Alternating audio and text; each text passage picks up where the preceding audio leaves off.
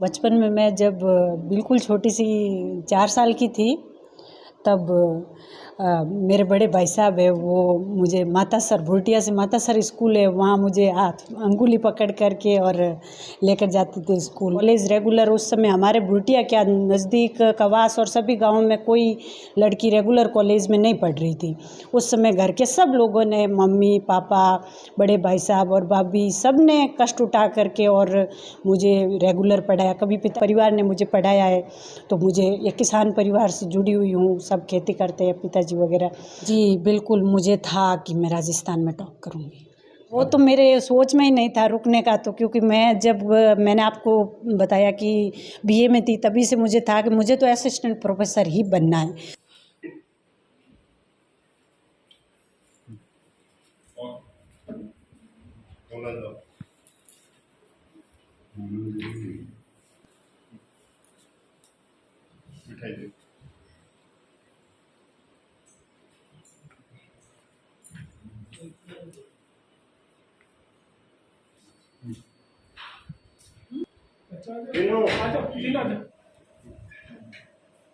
Mummy यार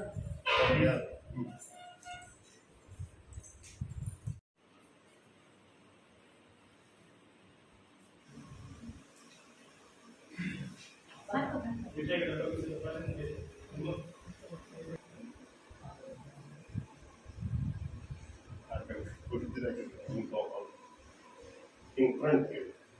Go to the Hindu met top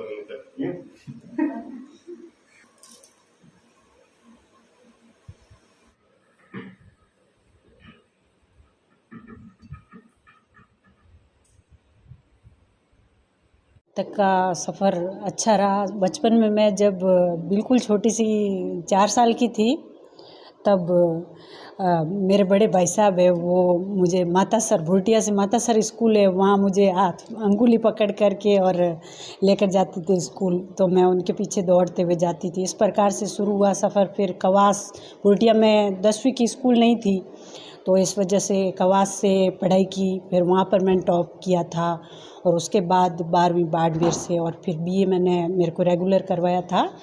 और उसके बाद मैंने एमए तो कर लिया, बीएड किया, फिर एमए किया। और बनना तो मुझे असिस्टेंट प्रोफेसर ही था। जैसे मेरे बड़े दीदी है, कजिन है, वो अभी प्रिंसिपल है, उनको देखकर मुझे लेक्चरर बनने का बहुत शौक़ था बचपन से। लेकिन बाद में जब मैं कॉलेज में आ गई तो बीए में हमारे मुकेश पचौरी सर पढ़ाते थे हिंदी। तो उनको पढ़ाने का तरीका और बच्चों के साथ बातचीत और कन्वर्सेशन सब देख करके मेरे मन में एक ललक सी रहती कि मैं भी कॉलेज प्रोफेसर बनूं और बच्चों के साथ ऐसे बातचीत करूं, बच्चों को आगे बढ़ाऊं, प्रेरित करूं। और जैसे मेरे बड़े भाई साहब हैं, उन्होंने मुझे शुरू से लेकर कॉलेज रेगुलर उस समय हमारे भुटिया क्या नज़दीक कवास और सभी गाँवों में कोई लड़की रेगुलर कॉलेज में नहीं पढ़ रही थी। उस समय घर के सब लोगों ने मम्मी पापा बड़े भाई साहब और भाभी सब ने कष्ट उठा करके और मुझे रेगुलर पढ़ाया। कभी पिताजी साथ रहते, कभी माताजी रहते, मतलब किराए पर कमरा लेकर रहना, सब बिल्कुल रेगुलर अध्ययन करवाया। फिर बीएड की मैंने, बीएड करके मैं 2008 में 3rd ग्रेड जॉब में हम दोनों का, मेरे हस्बैंड का और मेरा एक साथ हुआ था। मेरे हस्बैंड पहले CISF में सब इंस्पेक्टर थे, फिर दोनों का एक साथ हमने वहीं तैयारी की, सारी पुस्तकें वहीं साथ में सार सेंटर श्री हरिकोटा लेकर चले गए थे और वहीं पर तैयारी की। दोनों ने कट्टे भर के सर किताबें लेकर गए थे, क्योंकि वहाँ अपने राजस्थान की बुक्स नहीं मिलती है। तो वहाँ अच्छे से तैयारी की और फिर हम दोनों का जब सिलेक्शन हो गया इसमें 3rd ग्रेड में, तो उन्होंने वो सब इंस्पेक्टर का जॉब है वो छोड़ दिया और फिर हम दोनों इधर आ गए, क्योंकि ये अकेले भाई है और एक मेरी ननद है। इस वजह से कि पारिवारिक जिम्मेदारी भी रहेगी और दोनों जॉब भी कर पाएंगे। और मेरे भी बचपन से सपना था कि मुझे जॉब करना है। इतना कष्ट उठाकर परिवार ने मुझे पढ़ाया है, तो मुझे एक किसान परिवार से जुड़ी हुई हूँ, सब खेती करते हैं पिताजी वगैरह। तो इस वजह से मेरे पढ़ने की बहुत, नौकरी करने की ललक थी, दूसरों को सिखाने का था।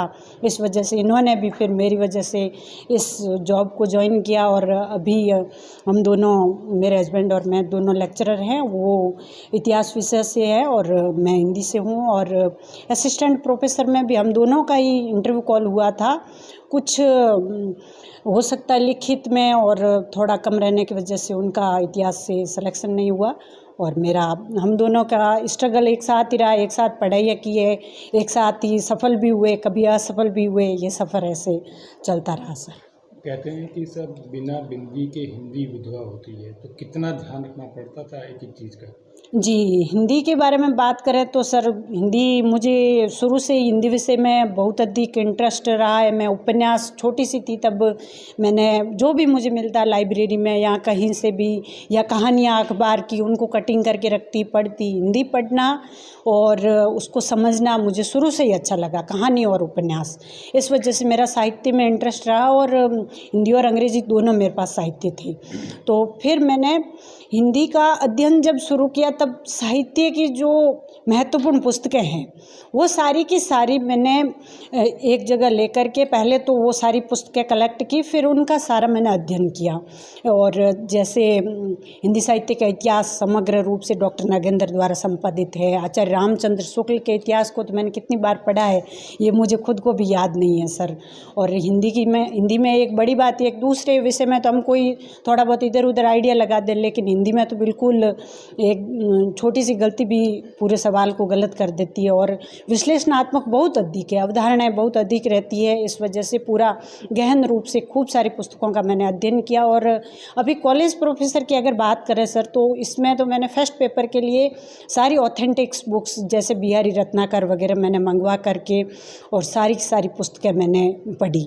उन्हीं ऑथेंटिक पुस्तकों की प्रस्तावना पढ़ने के कारण फर्स्ट पेपर और सेकंड पेपर दोनों में मेरे बराबर 120 सवाल उनमें सही हुए। और थर्ड पेपर राजस्थान का था तो हम दोनों ने, मेरे हस्बैंड ने और मैंने एक साथ पढ़े। और मेरा भतीज है मोहन, वो भी अभी हिंदी से ही लेक्चरर है, उसने मेरा राजस्थान जी के में काफ़ी उसने सहयोग किया था और हिंदी भी वो प्रश्नोत्तरी पूछ लेता था, वो भी हिंदी से ही है। हम सब परिवार में पीछे मेरे भांजा भांजी वो भी हिंदी से ही अभी तैयारी कर रहे हैं, तो अभी वो भी लेक्चरर बनने वाले हैं। आगे हो सकता है इसी में वो भी स्कोप बनाए या किसी और में। अगर हम टीचर्स तो अब परिवार में कजिन्स वगैरह काफ़ी सारे 9-10 लोग हो गए हैं, तो हो सकता है इस बार कुछ नए अफसर बने, कुछ अब नया भी करना चाहिए इसके अलावा। जो इंटरव्यू हुआ था उसमें किस तरह के सवाल हुए? जी, इंटरव्यू में तो कोई सर बात की जाए तो ज़्यादा जैसे यूँ तो पढ़ाई का था लेकिन व्यवहारिकता ज़्यादा पूछी गई थी। कुछ पत्र पत्रिकाओं पर बात थी, बाड़मेर पर कि रिफाइनरी बनने से बाड़मेर को क्या फ़ायदा हुआ, इस पर काफ़ी 5 मिनट तक बात हो गई। फिर बॉर्डर एरिया पर बात की थी, काफ़ी अच्छे से बात की कि भाई वहाँ के लोगों का जीवन कैसा है, क्या है, उस पर बात की। और फिर हिंदी में आदिवासी साहित्य पर कुछ प्रश्नोत्तरी हो गई थी और रमणिका गुप्ता के बारे में, हरिराम जी मीणा के बारे में कुछ बात हुई थी। और हिंदी साहित्य के इतिहास पर तो इस बार मेरा ज़्यादा इंटरव्यू नहीं चला, व्यवहारिक जो ज्ञान होता है उसी पर चला था। लेकिन मैंने जैसे पढ़ाई के स्तर पर तो मैंने लिखित में ही, क्योंकि मैं पिछली बार सर 2018 में मैंने इंटरव्यू दिया था, उस समय मैं कुछ ही अंक से रही थी, तो उस टाइम मुझे लगा कि मैं रिटन में कुछ कम कर पाई। इस वजह से इस बार मैंने रिटन पर बहुत अधिक फोकस किया और पूरे अंक जो मेरे रिटन में इतने ले आई कि मेरिट भले कहीं रहे, कुछ भी रहे, लेकिन मेरा सिलेक्शन होना चाहिए। मैंने उस हिसाब से सर तैयारी की। राजस्थान में टॉप करोगे ये सोचा था? जी बिल्कुल, मुझे था कि मैं राजस्थान में टॉप करूँगी। अब घर पे बधाइयों का सिलसिला जी कैसे कहाँ से लोग आ रहे हैं, किस तरह बधाई दे रहे हैं? जी, सब तरफ से बधाइयाँ आ रही है। मेरे भाई साहब है, जैसे सरपंच है गांव के, भूतपूर्व सरपंच है मनोज जी थोरी, तो उनकी वजह से मैं तो इतना ज़्यादा किसी को नहीं जानती जैसे लोगों को, टीचिंग विभाग से। और खूब सारे हमारे टेलीग्राम एक चैनल है, उस पर भी समूह बने हुए हैं, तो वहाँ पर भी लोगों की, वहाँ से भी खूब सारे बधाई संदेश। परिवार हमारा पूरा और बाकी गाँव बुरटिया ये सब, मतलब सब लोग बहुत अधिक खुश है सर, और सभी के बधाइयाँ खूब सारी आ रही है सर। अब तक हमने खूब सारी स्टोरीज की, उसमें हम हर बार कहते हैं कि बाड़मेर की बेटी ने ये किया, बाड़मेर की बेटी जी। ने किया। पहली बार हम कहेंगे सब बाड़मेर की बहू ने बार ये करके अच्छा, उस बात की कितनी खुशी है? जी सर, बहुत अधिक खुशी है। और इसमें सबसे बड़ा सहयोग अभी हाल ही के दिनों में, शुरुआती मैंने आपको बता दिया कि मेरे भाई साहब ने मुझे शुरुआत 4 साल से लेकर के और जैसे पढ़ाया था। मेरे पिताजी किसान हैं, उनका काम करने का, मेरी माँ और मेरे भाभी सब, उन्होंने बहुत अधिक सहयोग किया। लेकिन इस परिवार से जुड़ने के बाद मेरी मम्मी जी है जो अभी मुझे अभी मिठाई खिला रहे थे, उनका बहुत अधिक सहयोग है। उन्होंने ही सारा कुछ पढ़ाया। वो कहते काम मैं अपने आप करूँगी, तू पढ़।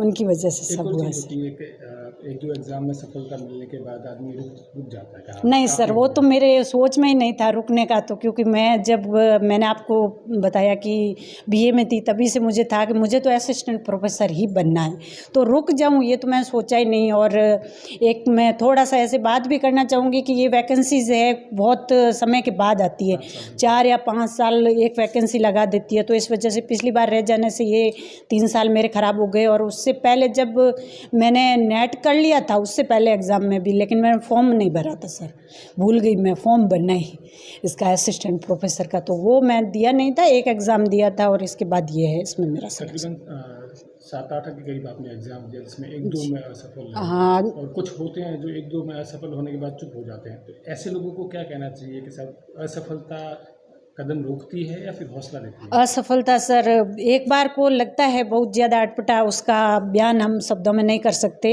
वो दुख है वो खुद व्यक्ति ही उसको महसूस कर सकता है जिसको असफलता मिलती है। लेकिन असफलता एक ऐसी सीढ़ी है जो जुनून अगर बनाए रखा जाए तो उस सीढ़ी के माध्यम से हम सफलता ज़रूर प्राप्त करते हैं सर। मैं एक बार की असफलता को कोई असफलता नहीं मानती हूँ, ये तो एक प्रयास है सर कि हम बार बार प्रयास करेंगे। अभी मैं फर्स्ट ग्रेड सर जैसे मैंने छठी रैंक के साथ क्लियर किया था, तो उस समय उस फर्स्ट ग्रेड में मेरी छठी रैंक थी, तो हिंदी में मेरे 150 में से 142 सवाल सही थे सर। ये उससे मुझे मतलब मैंने इतना उसका अभ्यास कर लिया था कि उसमें कहीं भी मेरी कमी न रह जाए। तो अभ्यास अगर एक बार असफलता मिलती है तो अभ्यास करने से कभी हमें मुंह नहीं मोड़ना चाहिए। ये नहीं है कि एक बार असफलता मिली है तो ये मैं तो ये कहूँगी कि अगली बार ज़रूर आपकी सफलता आपके कदम चूमेगी। मेरा कहना ये है सर। मेरा आखिरी सवाल जी। कंपटीशन एग्ज़ाम की तैयारी जो यूथ कर रहे हैं उनके लिए आपका मैसेज क्या रहेगा? उनके लिए सर मेरा एक ही मैसेज है कि मन में जुनून होना चाहिए। भले कंपटीशन का एग्ज़ाम की तैयारी कर रहे हैं या कोई बोर्ड परीक्षा दे रहे हैं बच्चे, जैसे मेरे बच्चों को मैं पढ़ाती हूँ, सबके मन में एक जुनून, एक ललक मन में होनी चाहिए कि मुझे ये करना है। बस भले 10th बोर्ड है, 12th बोर्ड है, IAS है, या आपका जो भी टारगेट है, आप असिस्टेंट प्रोफेसर बनना चाहते हो, लेक्चरर बनना चाहते हो, कुछ भी, अगर एक अच्छा राजनेता भी बनना है तो मैं तो ये कहूँगी कि उसको भी अच्छे से ललक के साथ अपने कार्य क्षेत्र में आगे बढ़ना चाहिए। ज़रूरी नहीं है बिजनेसमैन को तो हर वक्त सर ललक चाहिए, तो एक जॉब जो ता जिंदगी हमें एक स्थायित्व देता है उसके लिए तो ललक और जुनून और 17-18 घंटे मेहनत की सर मैं प्रेरणा दूँगी। Thank you.